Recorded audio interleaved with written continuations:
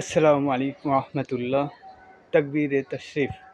আল্লাহু আকবার, আল্লাহু আকবার, লা ইলাহা ইল্লাল্লাহ, আল্লাহু আকবার, আলিল্লাহিল হামদ।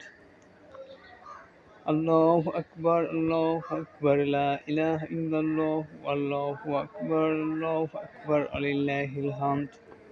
আল্লাহ মহান, আল্লাহ মহান, আল্লাহ ছাড়া কোনো ইলাহ নেই। আল্লাহ মহান, আল্লাহ মহান, সব প্রশংসা মহান আল্লাহর জন্য।